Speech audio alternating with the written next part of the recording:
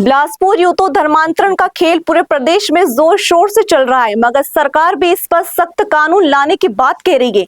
लेकिन इस बीच धर्मांतरण का खेल करने वाले सक्रिय मिशनरी अपना काम भी कर रहे हैं।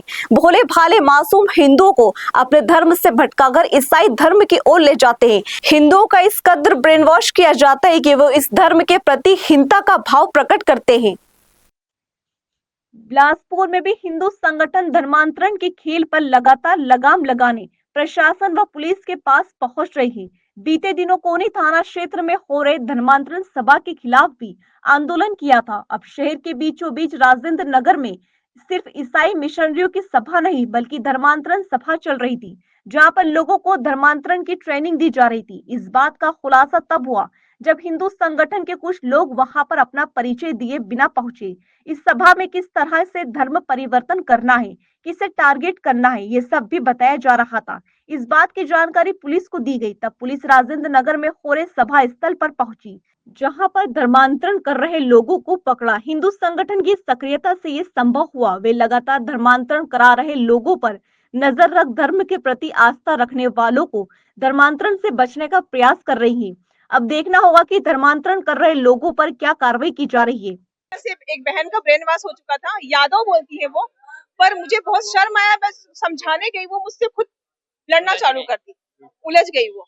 तो सोचिए इतनी बुरी तरह से बहन और बच्चियों का इतना ब्रेन वॉश किया जा रहा है कि वो अपने धर्म को छोड़कर क्रिश्चियन धर्म अपना रही है, मुसलमान धर्म अपना रही है। तो ये बहुत शर्म की बात है। और साथ में हिंदू भाई हमारे हैं जो जांगड़े दिखते हैं, और भी कुछ ऐसे है जो नाम मुझे नहीं पता, पर बहुत शर्मनाक है और बहुत बहुत तेजी से फैल रहा है, और एक दीमक की तरह। धर्मशाला में एक और केस आया था कि जो विकलांग था वो देख के खड़ा हो गया था। यहाँ भी कुछ ऐसा केस हुआ था? नहीं, यहाँ तो ऐसा केस नहीं हुआ, सभी हाथ पैर वाले थे, पर दिमाग से उनको बिल्कुल मजबूत बना दिया गया कि हमारा ही धर्म सर्वश्रेष्ठ है और हिंदू धर्म तुम्हारा कुछ नहीं।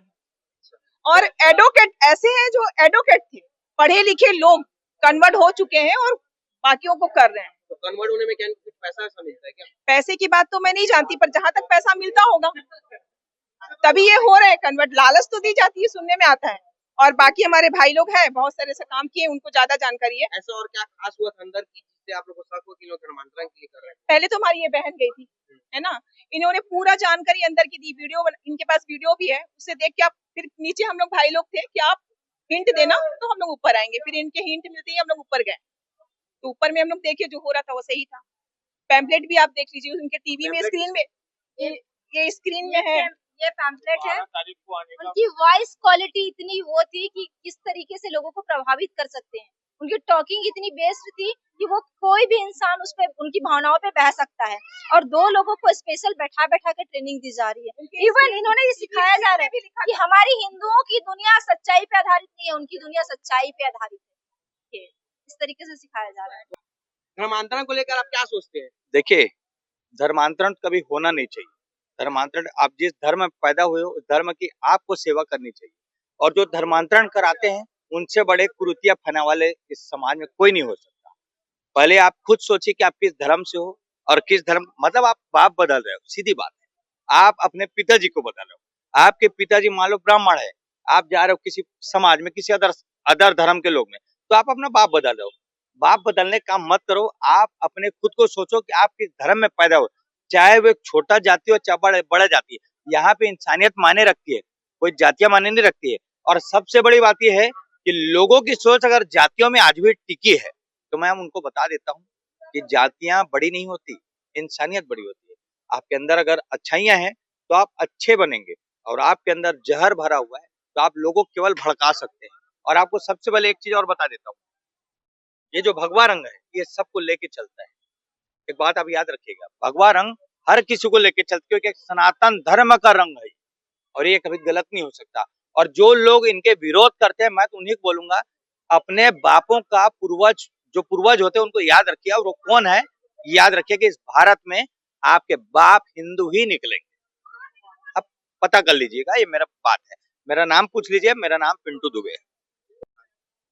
भैया, धर्मांतरण की मुझे सूचना मिली तो मैं एक आम नागरिक की तरह वहाँ पे गई थी। अंदर में सभा के मौजूद थी, मैं एक साक्षी हूँ वहाँ पर। किस तरह सभा अंदर चल रही थी? क्या वीडियो के द्वारा चल रहा था कि मुंह से बताया जा रहा था? एक ऑर्गेनाइज वो ऑनलाइन चल रहा था, है ना। और ये उसकी पॉम्पलेट है, 12 तारीख को उनकी एक बड़ी सभा होने वाली, इसकी तैयारी चल रही थी। वहाँ पे पूरे वॉलंटियर थे, वॉलंटियर को और वॉलंटियर बनाने की ट्रेनिंग दी जा रही थी, किस तरीके से हिंदुओं को बरगलाया जाना है।